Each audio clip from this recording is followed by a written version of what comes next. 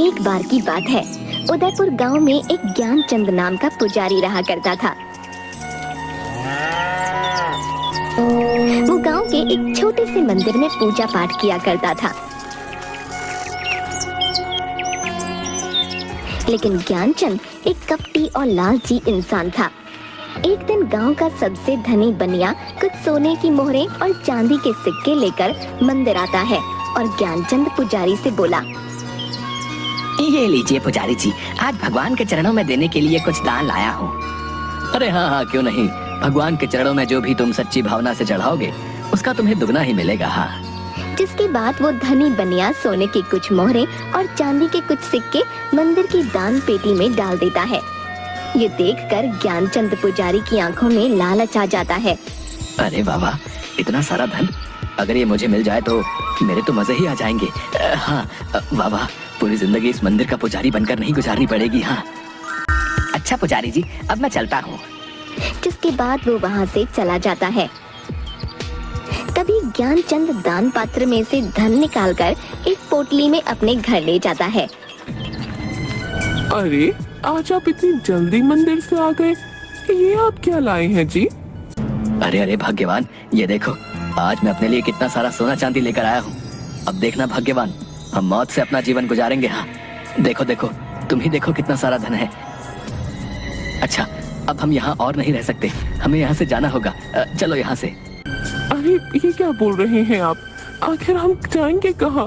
मेरी तो कुछ समझ नहीं आ रहा। जरूर आप मुझसे कुछ छुपा रहे हैं। ये धन कहाँ से लाए हैं आप? मुझे कुछ भी ठीक नहीं लग रहा। अरे भाग्यवान, जितना कहता हूँ बस उतना करो। चलो यहाँ से। अरे देखो भाग्यवान, वो सामने झोपड़ी है। चलो चलो, आज रात हम उस झोपड़ी में काट लेंगे, सुबह होते ही यहाँ से निकल जाएंगे। ठीक है जी, जैसा आप ठीक समझें। वे दोनों उस झोपड़ी के अंदर जाते हैं। झोपड़ी में एक तरफ आग जल रही होती है और एक जगह कुछ जानवर की हड्डियां पड़ी होती हैं, जिसे देखकर ज्ञानचंद की पत्नी थोड़ी डर जाती है। देखिए जी, मुझे ये झोपड़ी सही नहीं लग रही। देखिए ना, यहाँ जानवर की हड्डियाँ भी बिखरी पड़ी हैं। नहीं नहीं, चलिए आप यहाँ से। अरे भाग्यवान, अब इतनी रात को हम आखिर कहाँ जाएंगे? भाग्यवान, कहीं ऐसा ना हो कोई हमसे हमारा ये धन छीन ले। नहीं नहीं, मैं ऐसे नहीं होने दे सकता। हमें आज रात यहीं रुकना होगा। जिसके बाद वो दोनों उसी झोपड़ी में सो गए। तभी वहाँ पर एक भयानक दिखने वाला खूंखार नरभक्षी आता है, जिसके हाथ में अलग अलग जानवरों का मांस होता है। अरे बाबा, आज तो पेट भरकर भोजन मिला है। हाँ, आनंद आ गया। तभी उसे ज्ञानचंद पुजारी के सोने की आवाज सुनाई देती है, जो खर्राटे मार रहा होता है। अरे ये किसकी आवाजें आ रही हैं? कौन है यहाँ? तभी वो देखता है पुजारी और उसकी पत्नी उसकी झोपड़ी में जमीन पर सो रहे होते हैं। अरे वाह, आखिरकार मेरे लिए नया भोजन आ ही गया। बहुत दिन हो गए किसी इंसान का मांस नहीं खाया, और अब नर और मादा दोनों इंसानों का मांस खाने को मिलेगा। वाह। ज्ञानचंद और उसकी पत्नी की नींद खुल जाती है। वो दोनों उस नरभक्षी को देखकर हैरान हो जाते हैं और बुरी तरह डर जाते हैं। मैं तुम दोनों को खा जाऊंगा। आज मेरे पेट को भरपूर शांति मिलेगी। हाँ, मैं खूंखार नरभक्षी हूँ।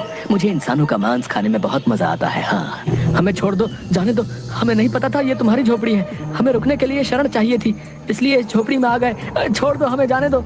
मैं एक मंदिर का पुजारी हूँ और पूर्ण रूप से शाकाहारी हूँ। कभी मांस को हाथ नहीं लगाया है।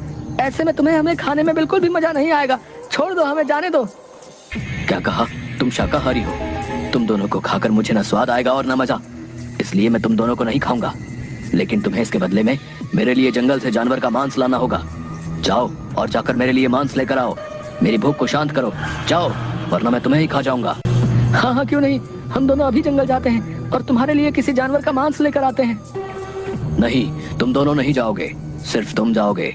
अगर तुम वापस मेरे लिए मांस लेकर नहीं आए तो तुम्हारी ये पत्नी मेरे पास यहीं मेरी झोपड़ी में रहेगी। अगर तुम जल्दी से मेरे लिए जानवर का मांस नहीं लेकर आए तो मैं तुम्हारी पत्नी को खा जाऊंगा। पत्नी को नहीं खाइएगा, मैं अभी आपके लिए किसी जानवर का मांस लेकर आता हूँ। मैंने तो पहले ही कहा था, ये झोपड़ी मुझे सही नहीं लग रही, लेकिन आपके धन पाने की लालच में हमें इतनी बड़ी मुसीबत में डाल दिया। अब इस नरभक्षी के लिए किसी जानवर का मांस लेकर जल्दी आइएगा, वरना ये नरभक्षी मुझे खा जाएगा। नहीं नहीं भाग्यवान, तुम चिंता मत करो, मैं जानवर का मांस लेकर जल्दी ही वापस आ जाऊंगा। जिसके बाद वो जंगल जाता है। जंगल में थोड़ी दूर चलने पर वो देखता है एक भालू का छोटा बच्चा मरा हुआ पड़ा है, जिसे कुछ चील कौवे नोच रहे थे। अरे अरे, ये भालू का बच्चा तो मरा पड़ा है, मैं ऐसे ही उस नरभक्षी के पास ले जाता हूँ।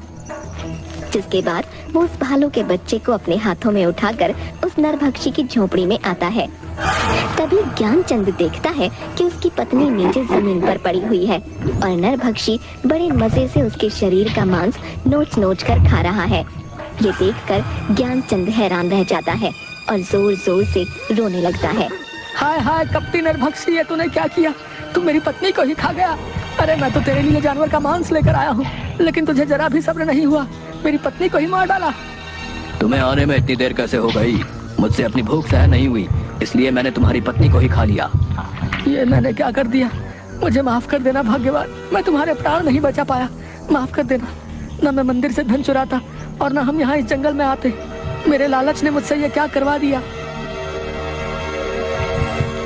हाँ, आज के लिए इतना भोजन ठीक है, चलो अब थोड़ा विश्राम कर लेता हूँ। हाँ।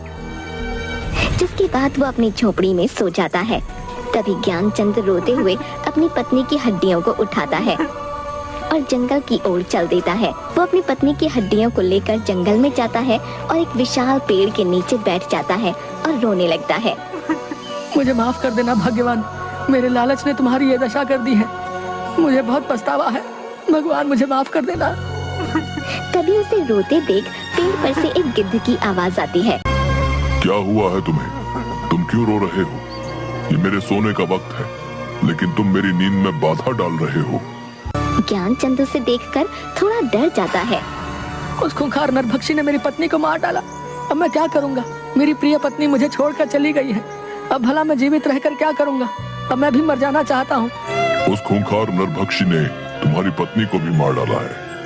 इस खूंखार नरभक्षी का आतंक तो इस जंगल में बढ़ता ही जा रहा है। वो एक खूंखार नरभक्षी है, लेकिन मैं इसमें तुम्हारी सहायता कर सकता हूँ। तुम्हारी पत्नी फिर से जीवित हो जाएगी। ज्ञानचंद ये सुनकर थोड़ा खुश हो जाता है। क्या सच में तुम सच बोल रहे हो? क्या मेरी पत्नी फिर से जीवित हो सकती है? तुम कौन हो? आखिर मेरी पत्नी कैसे जीवित हो सकती है, बताओ मुझे। मेरा नाम गरुड़राज है, मेरे पास दैविक शक्तियाँ हैं, इसलिए वो खूंखार नरभक्षी मुझे कुछ नहीं कर सकता। तुम्हारी पत्नी का जीवित होने का सिर्फ एक ही रास्ता है, जिस पर चलकर ही तुम अपनी पत्नी को जीवित कर पाओगे, लेकिन वो रास्ता बहुत कठिन होगा। गरुड़राज, आखिर क्या है वो कठिन रास्ता?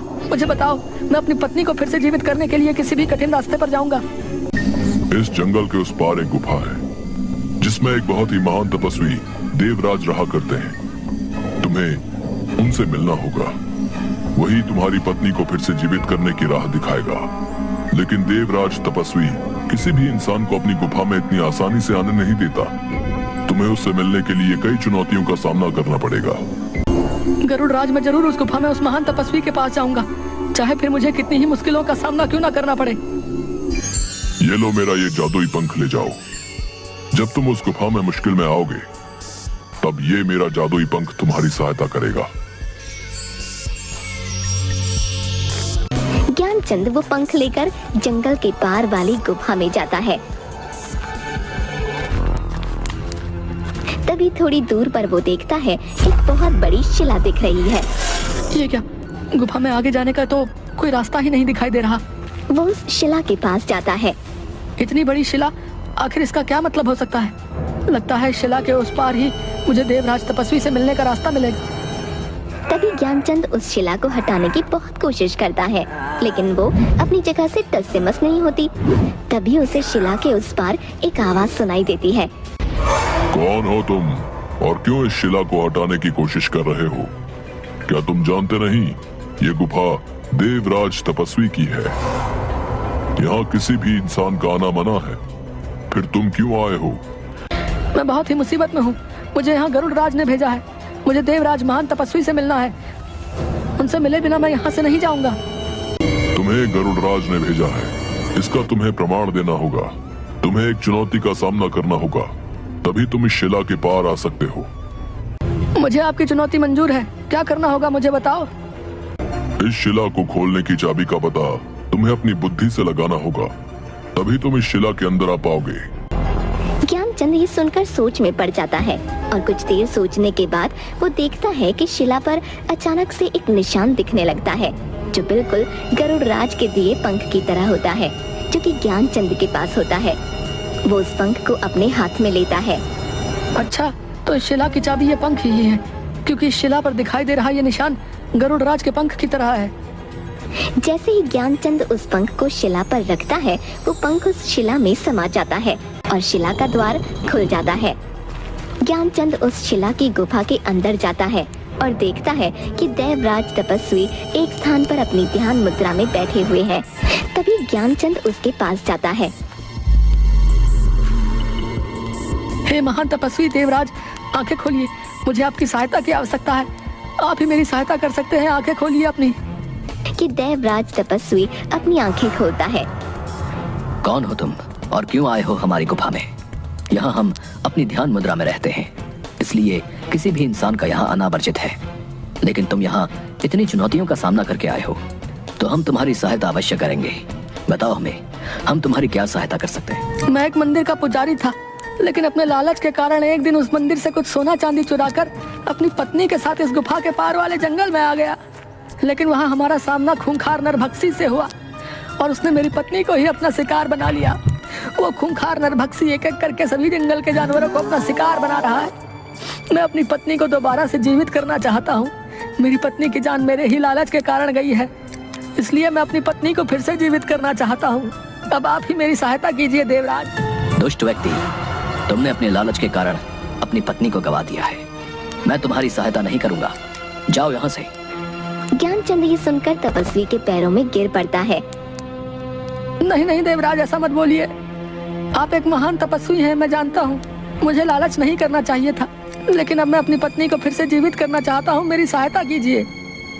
अच्छा तो ठीक है, मैं तुम्हारी सहायता अवश्य करूंगा, लेकिन इससे पहले तुम्हें मेरे 2 सवालों का उत्तर देना होगा।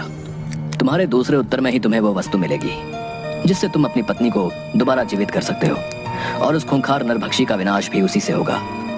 इसलिए तुम्हें अपनी बुद्धि और विवेक का उपयोग करके ही दोनों उत्तर देने होंगे। मैं आपके दोनों सवालों का सही उत्तर देने की जरूर कोशिश करूंगा। तो बताओ, तुम्हारा पहला प्रश्न है, इस संसार में मनुष्य के जीवन में भाग्य बड़ा है या बुद्धि? आपके इस प्रश्न का उत्तर बुद्धि है देवराज तपस्वी, क्योंकि मनुष्य के जीवन में बुद्धि ही वो मार्ग है जिस पर चलकर भाग्य को बदला जा सकता है। बहुत ही उत्तम, तुमने बिल्कुल सही उत्तर दिया है। मनुष्य अपनी बुद्धि से ही कुछ भी हासिल कर सकता है। भाग्य का मार्ग बुद्धि के मार्ग के आगे छोटा होता है। अब तुम्हें अपने दूसरे प्रश्न का उत्तर देना होगा। यह प्रश्न तुम्हारे लिए बहुत महत्वपूर्ण है और कठिन भी। अगर तुमने इसका सही उत्तर नहीं दिया तो तुम्हें यहाँ से खाली हाथ ही लौटना होगा। तो बताओ, इस संसार में मनुष्य के जीवन में भूख, प्यास, नींद और आशा, इन चारों में से सर्वश्रेष्ठ क्या है? आपके दूसरे प्रश्न का उत्तर आशा है देवराज, क्योंकि आशा अर्थात उम्मीद पर ही ये संसार टिका हुआ है। क्योंकि मनुष्य के जीवन में एक आशा ही होती है जो मनुष्य के जीवन में कठिन से कठिन कार्य को भी करने की ताकत देती है। मनुष्य जीवन में आशा घने अंधेरे में उस रोशनी की किरण की तरह है जो मनुष्य को घनघोर कष्ट में भी जीने की प्रेरणा देती है। वाह, बहुत ही उत्तम उत्तर। तुम्हारा ये उत्तर भी बिल्कुल सही है। मैं तुमसे बहुत खुश हुआ। तुम्हारी बुद्धि ने मुझे प्रभावित किया, इसलिए मैं तुम्हारी सहायता अवश्य करूंगा। तभी तपस्वी उसे एक जल से भरा अपना लोटा देते हैं। ये लो, ये अमृत ही तुम्हारी सहायता करेगा। इसे उस नरभक्षी की आंखों में डाल देना और इसकी कुछ बूंदें अपनी पत्नी की हड्डियों पर डाल देना, जिससे तुम्हारी पत्नी जीवित हो जाएगी। ज्ञानचंद वो अमृत अपने हाथों में ले लेता है। आपका बहुत बहुत धन्यवाद तपस्वी देवराज। अब मैं इस अमृत से अपनी पत्नी को दोबारा जीवित कर पाऊंगा और उस नरभक्षी का अंत भी। जाओ, तुम्हारा कल्याण होगा।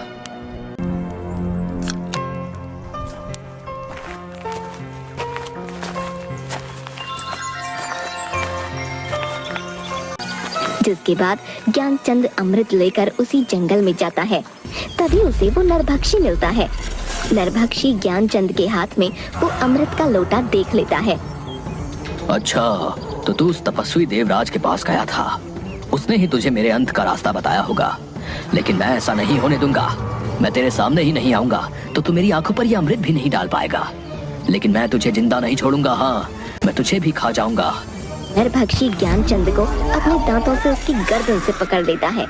तभी वहाँ गरुड़ राज पेड़ से खूंखार नरभक्षी के ऊपर छलांग मारता है और नरभक्षी ज्ञानचंद की गर्दन को छोड़ देता है। ये तूने अच्छा नहीं किया गरुड़, मैं तुझे भी जिंदा नहीं छोड़ूंगा। कि तभी अचानक से ज्ञानचंद अपने हाथ में उपस्थित अमृत खूंखार नरभक्षी की आंखों में डाल देता है। अमृत डालते ही वो नरभक्षी जोर जोर से चिल्लाने लगता है